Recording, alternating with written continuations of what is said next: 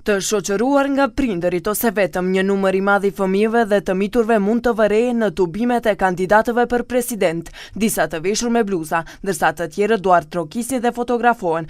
Pamje të tilla mund t'i vërejnë pothuajse në të gjitha tubimet politike në fushatën zgjedhore. Dragi Zmianas nga ambasada e parë e fëmijëve në botë Megashi apelon që fëmijët të mos përdoren në fushata zgjedhore nga ana e politikanëve dhe partive politike. Zmianas shton se shteti duhet i sankcionojë këto veprime me qëllim që të mos përsëriten në të gjitha zgjedhjet. Për fat të keq, edhe pse janë ratifikuar shumë konventa, nuk ka sanksione për kryerësit e keqpërdorimit të fëmijëve për qëllime partijake.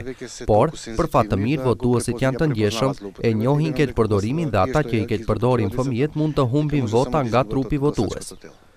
Nga nini 12 paragrafi 4 nga ligji për mbrojtjen e të drejtave të fëmijëve thuhet: Ligji për mbrojtjen e të drejtave të fëmijëve në 12 paragrafi 1 thotë: ndalohet keqpërdorimi i fëmijëve për veprim apo organizim politik ose fetar. Përndryshe sot ambasada e fëmijëve Megashi shënon 27 vite ekzistencë, ajo i përfaqëson dhe i mbrojnë të drejtat e fëmijëve.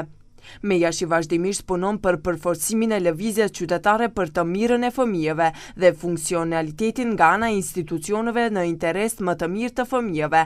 Ambasada promovon aktivizmin e qetë për vullnetarizëm, duke zhvilluar shoqëri aktive që bazohet në principin e mospasjes së dhunës.